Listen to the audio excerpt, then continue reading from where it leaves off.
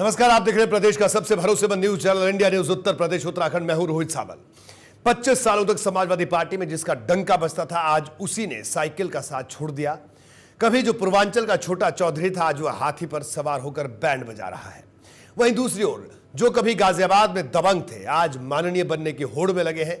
लेकिन जनता ने कई बार अपना बैंड वो बजवा चुके हैं। ये नेता एक बार फिर से अपना बैंड किस तरह से बजवा रहे हैं, ये आपको आज दिखाएंगे।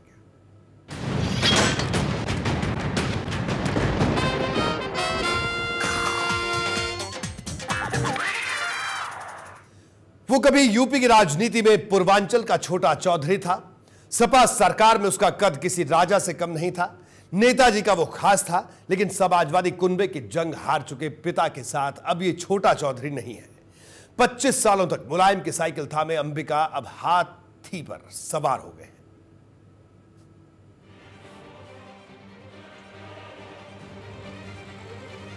25 सालों तक मुलायम सिंह यादव के साथ कदमताल करने वाले अंबिका अब हाथी पर सवार हैं।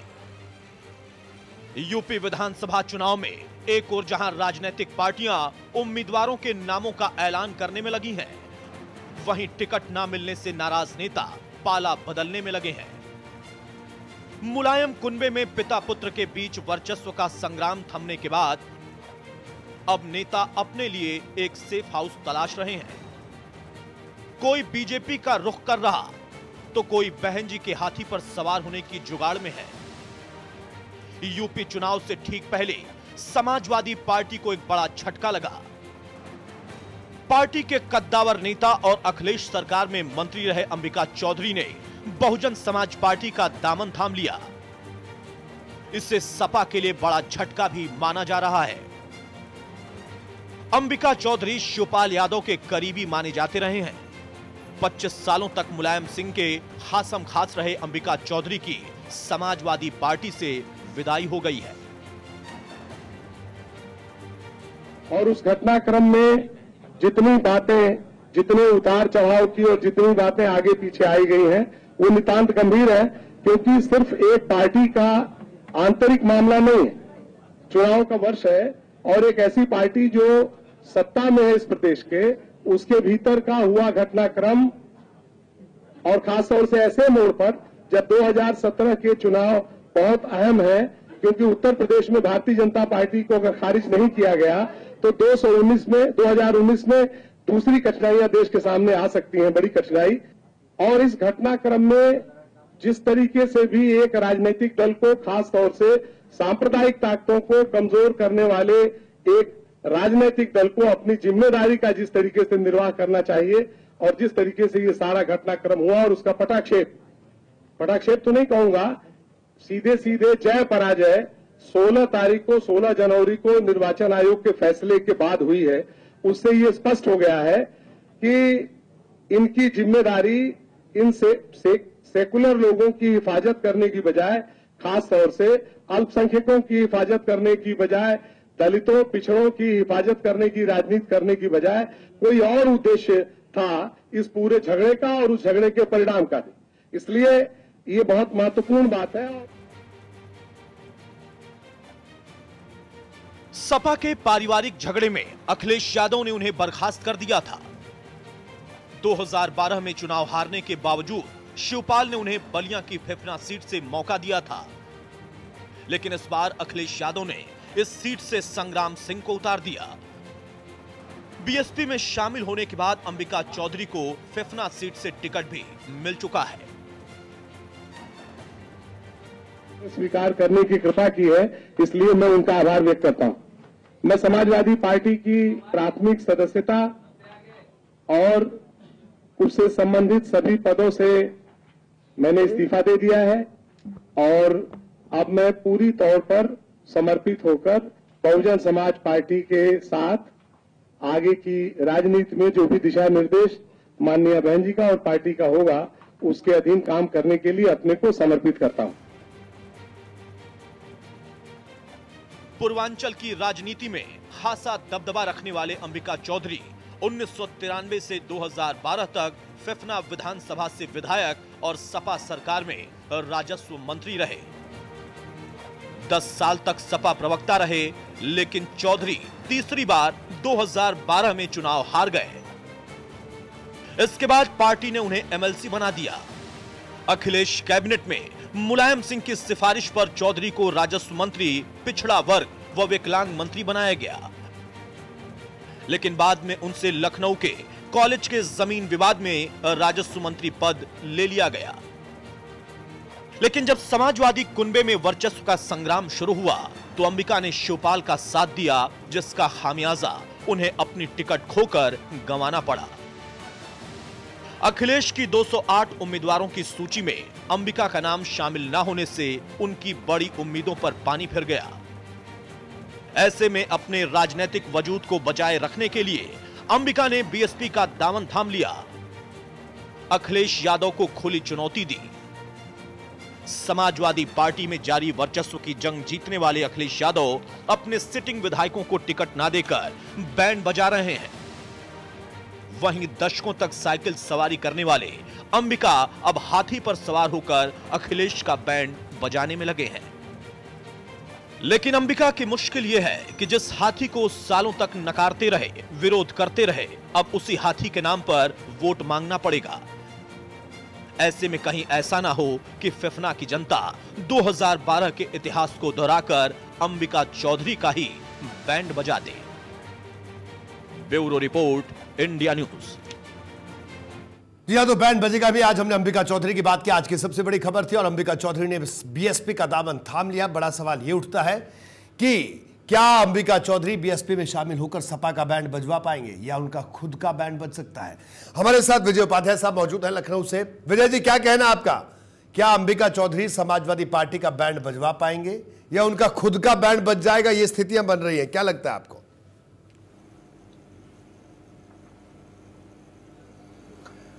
रोहित जी, मुझे लगता है कि अंबिका चौधरी जी का खुद का बैंड बज जाएगा। वजह यह कि जिस कल्चर में वो अभी तक थे और जिसमें उनकी नर्सरिंग हुई है, जिस तरीके की उन्होंने राजनीति की और जो समाजवादी लोकतंत्र की राजनीति उन्होंने की है, कम से कम समाजवादी पार्टी में वो सारी चीजें नहीं है। और बसपा का जो कल्चर है बिल्कुल अलग है। बसपा में एक अलग किस्म का आवरण है। मायावती जी से मिलना हो या अपनी बात रखनी हो या पार्टी की नीतियों पे उनसे चर्चा करनी हो, तो ये आसान काम नहीं है। मुझे ऐसा लगता है कि अभी तो वो चुनाव है, अभी तो शायद एडजस्ट कर लेंगे, लेकिन चुनाव के बाद उनको एडजस्ट करने में बड़ी दिक्कत होगी बहुजन समाज पार्टी में। बहुजन समाज पार्टी बहुत ही अलग मिजाज की पार्टी है। वहां पे जो कुछ करती हैं मायावती जी ही करती हैं, चाहे मीडिया में बात कहने की बात हो या कुछ और, या पार्टी के जो कुछ जितने कुछ फैसले हैं सब मायावती ही करती हैं। आप देखिए कि बसपा के जो ब्राह्मण चेहरा है सतीश चंद्र मिश्रा, उनका भी बहुत ज्यादा रोल दिखाई नहीं देता है। वो तटस्थ रहते हैं, एक तरीके से मायावती के सहयोगी के तौर पे काम करते हैं। विजय जी, क्या आपको लग रहा है कि क्या आप सहयोगी बन के रहेंगे? जी विजय जी, क्या मानते हैं कि पूर्वांचल में आपको लगता है कि अंबिका चौधरी कहीं सपा का बैंड भी बजवा सकते हैं, सपा को नुकसान कर सकते हैं? ऐसा लगता है आपको कि अंबिका चौधरी सपा का बैंड भी बजवा सकते हैं? बिल्कुल नुकसान नहीं रोहित जी, ये नहीं अंबिका जी बिल्कुल बैंड नहीं बजवा सकते। और बहुत आसान नहीं है उनका अपना चुनाव भी बहुत आसान नहीं है। और एक विधानसभा क्षेत्र के नेता हैं अंबिका जी। ठीक है, समाजवादी पार्टी ने उनको महत्व दिया, समाजवादी पार्टी ने उनको मंत्री बनाया, लेकिन ऐसा कोई असर उनका नहीं है कि वो 2-3 सीटों को भी प्रभावित कर सके। मुझे लगता है कि कोई बहुत ज्यादा इंपैक्ट नहीं पड़ने वाला। हाँ, एक संदेश की राजनीति है और इस संदेश की राजनीति में उन्होंने एक ऐसा काम किया है पार्टी छोड़ के कि समाजवादी पार्टी के बाकी जो वो धड़ा है जो अखिलेश जी के खिलाफ था, मुलायम सिंह और शिवपाल के साथ था, उस धड़े को संशय की दृष्टि से देखा जाएगा पार्टी में। और आज दिन भर चर्चा रही कि कौन कौन और बसपा में जा सकता है। इस तरह की चीजें हैं जिससे मुझे लगता नहीं कि लॉन्ग टर्म में कोई बहुत ज्यादा इफेक्ट पड़ेगा या चुनाव में कोई बहुत ज्यादा इसका असर पड़ेगा। बिल्कुल विजय जी, आप हमारे साथ बने रहिए। ये तो बात थी अंबिका चौधरी की, बढ़ते आगे। और अब बात सियासत में चुनावी हवा देखकर पाला बदलने में माहिर चेहरों की। अपने वर्चस्व से बल पर राजनीतिक पार्टियों को ब्लैकमेल करने वाले ये चेहरे 5 सालों तक जनता का जमकर बैंड बजाते हैं, लेकिन जब लोकतंत्र का पर्व आता है तो जनता इन नेताओं का भी बैंड बजाने से नहीं चूकती है। देखिए ये खास रिपोर्ट। 6 साल तक समाजवादी पार्टी में रहे सुधन, प्रॉपर्टी डीलिंग है सुधन रावत का काम। 2 बार मेयर का लड़ चुके हैं चुनाव। 2014 में गाजियाबाद से लड़ा था लोकसभा का चुनाव। कभी गाजियाबाद में समाजवादी पार्टी का सबसे बड़ा चेहरा रहे सुधन रावत आज हाथी पर सवार हैं। समाजवादी पार्टी से 2 बार मेयर और 1 बार लोकसभा का चुनाव लड़ चुके सुधन रावत आज बीएसपी के साथ हैं। सुधन रावत की ताकत का अंदाजा इसी बात से लग जाता है, जो सुधन जुलाई में बीएसपी में दाखिल होते हैं, उन्हें जनवरी में बीएसपी मुरादनगर विधानसभा से चुनाव मैदान में उतार देती है। गाजियाबाद में प्रॉपर्टी डीलर का काम करने वाले सुधन रावत आज बहन जी के लिए माननीय हैं। कभी मुलायम के साख सुधन आज बहन जी के हो गए हैं। सुधन रावत के बीएसपी में आने के बाद मुरादनगर से बीएसपी को एक ताकतवर उम्मीदवार जरूर मिल गया है। जाति गणित में जकड़े गाजियाबाद से इस बार सुधन रावत की प्रतिष्ठा दांव पर है, क्योंकि पिछले 6 सालों में सुधन रावत का हमेशा यहाँ की जनता ने बैंड ही बजाया है। लेकिन बुलंद हौसलों के साथ सुधन एक बार फिर से जनता के बीच में है।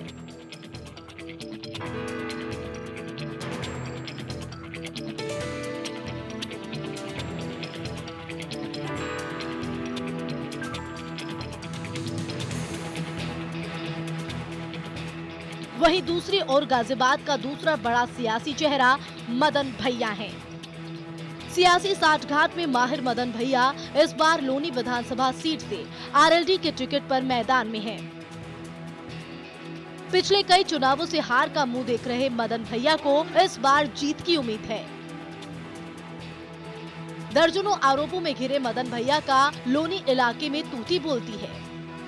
इलाके का हर शख्स उनसे वाकिफ है। मदन भैया के खिलाफ गाजियाबाद और उसके आसपास के जिलों में जमीन कब्जे से जुड़े कई मामले दर्ज है। इलाके में अच्छा खासा दबदबा रखने वाले मदन भैया सियासत के पुराने खिलाड़ी हैं, लेकिन गाजियाबाद ने उन्हें कभी माननीय नहीं बनाया। हालांकि बागपत की खेकड़ा सीट पर मदन भैया आरएलडी से विधायक जरूर रहे हैं। इस बार मदन भैया की राह लोनी में आसान नहीं लग रही और इसकी बड़ी वजह उनका ही इतिहास है, जो उनके माननीय बनने की राह में सबसे बड़ा रोड़ा है। यानी गाजियाबाद में इस बार तो ऐसे चेहरे मैदान में जिनका यहाँ की जनता ने कई बार जमकर बैंड बजाया है। अब देखना होगा कि इस बार जिला गाजियाबाद की जनता इनको माननीय बनाकर लखनऊ भेजती है या फिर बैंड बजाकर गाजियाबाद में ही रहने को मजबूर करती है। गाजियाबाद से इंडिया न्यूज के लिए जतिन गोस्वामी की रिपोर्ट। बिल्कुल, तो हमारे साथ लखनऊ से विजय उपाध्याय साहब जुड़े हुए हैं। विजय जी, क्या कहना आपका? सुधन रावत सपा से बीएसपी में आए, चुनाव लड़ रहे हैं।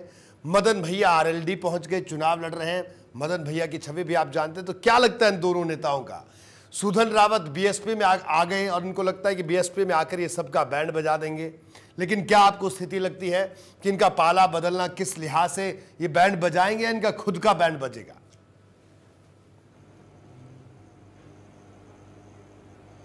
देखिए, बहुत मुश्किल है। हम लोग जो बार बार पार्टियां बदलते हैं उन लोगों को राजनीति का मौसम विज्ञानी कहते हैं, और ये जो राजनीति के मौसम विज्ञानी हैं इनको लगता है कि ये एक सही रास्ते पे जा रहे हैं, और कई बार इनके रिश्ते अपनी पार्टी से भी इतने बिगड़ जाते हैं या टिकट नहीं मिलता या ढेर सारी ऐसी स्थितियां होती हैं जिसकी वजह से ये दूसरे दल में जाके, और बहुजन समाज पार्टी में टिकट मिलने की ढेर सारे वजहें हैं जिसको अगर आप फुलफिल करें तो आपके लिए टिकट आसान हो जाता है।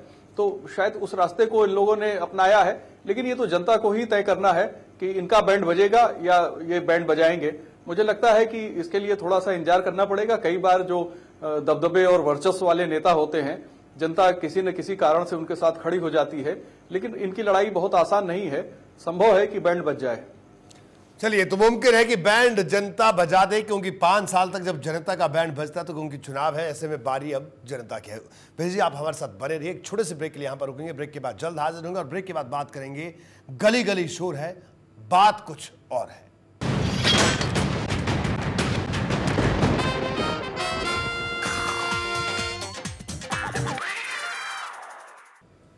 और अब बात गली गली में शोर है। बात कुछ और है कि यूपी विधानसभा चुनावों में महागठबंधन की हवा आखिर हवा हो गई। समाजवादी पार्टी और कांग्रेस में होने वाला गठबंधन आखिरकार टूट गया। सीट बंटवारे के मुद्दे पर बात ना बनने के बाद दोनों ही पार्टियां अपने अपने रास्ते पर निकल पड़ी हैं। यूपी विधानसभा चुनाव में सपा कांग्रेस का गठबंधन अब नहीं होगा। सपा नेता नरेश अग्रवाल ने कहा कि उनकी पार्टी ने 100 सीटें कांग्रेस को ऑफर की थी, लेकिन वो 120 पर अड़ी हुई थी। हम लगातार ग्राफिक के जरिए भी आपको दिखा रहे हैं कि किस तरह की स्थिति है, क्या क्या बड़ी बड़ी बातें हैं। कांग्रेस नेताओं के साथ पार्टी हाईकमान की मीटिंग हुई। कांग्रेस ने फर्स्ट और सेकंड फेज के लिए 140 कैंडिडेट्स के नाम फाइनल किए। पार्टी जल्द ही नामों का ऐलान करेगी। विजय उपाध्याय साहब हमारे साथ जुड़े। विजय जी, समाजवादी पार्टी और कांग्रेस का गठबंधन नहीं होगा, नरेश अग्रवाल ने साफ कह दिया। तो शोर तो इस बात का शाम से है, लेकिन हम अपने इस खास सेगमेंट में दर्शकों को यह समझाने की कोशिश करते हैं कि आखिरकार अंदर की बात कुछ और है। जो और बात है वो बताने की कोशिश करते हैं। मैं चाहूंगा कि आपका इतना लंबा अनुभव, आप बताएं क्या लग रहा है कि अंदर की बात क्या है।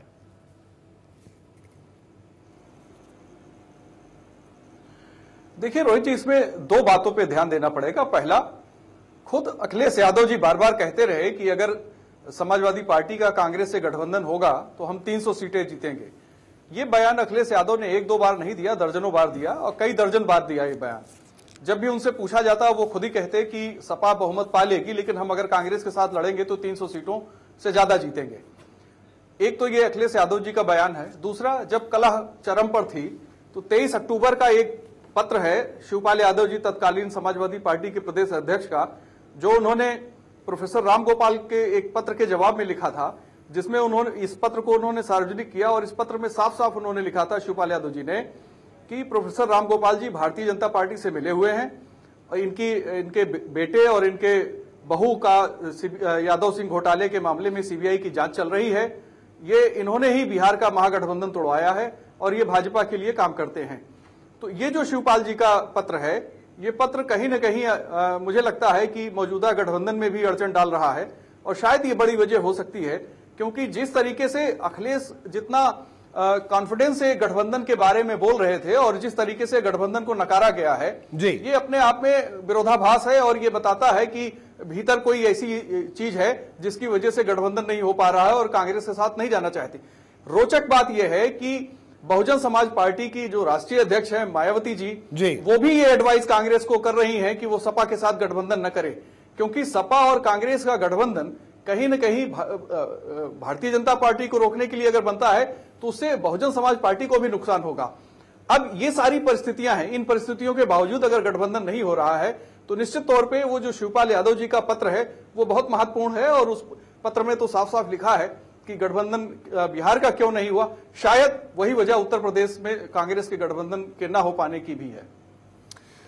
बिल्कुल। और विजय जी, जो दिल्ली के गलियारों की अगर हम बात करें तो कांग्रेस का एक धड़ा लगातार दबाव ये भी बना रहा था कि जो ज्वाइंट मीटिंग की बात थी कि अगर गठबंधन हो जाता है उसके बाद अखिलेश और राहुल गांधी अगर मंच शेयर करेंगे तो अखिलेश का चेहरा काफ़ी बड़ा होगा, क्योंकि उनके चेहरे पर चुनाव लड़ा जा रहा है, और राहुल गांधी का कद कहीं छोटा दिखेगा। और ये प्रोजेक्शन राष्ट्रीय स्तर पर कांग्रेस को नुकसान पहुंचा सकती है।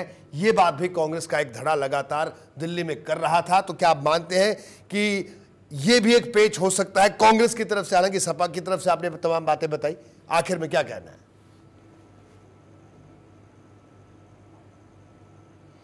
देखिए रोहित जी, कांग्रेस में आस्तीन के सांप बहुत हैं जी। कांग्रेस में बहुत से लोग ऐसे हैं जो पार्टी को नहीं चाहते मजबूत हो, और वो एक तरीके से उत्तर प्रदेश में कांग्रेस को लगातार नुकसान पहुंचाते रहते हैं। देखिए, एक लंबे समय से उत्तर प्रदेश में कांग्रेस के पास कोई ऐसा नेता नहीं है जो सभी 75 जिले के बारे में जानकारी जिसको हो, वहां के नेताओं के बारे में कनेक्ट हो, उत्तर प्रदेश की 403 विधानसभा सीटों से कम एक एक आदमी से उसका परिचय हो। ऐसा कोई क्षेत्रीय नेता यहां पर अपने नहीं दिया गया पिछले 25-30 साल की राजनीति में।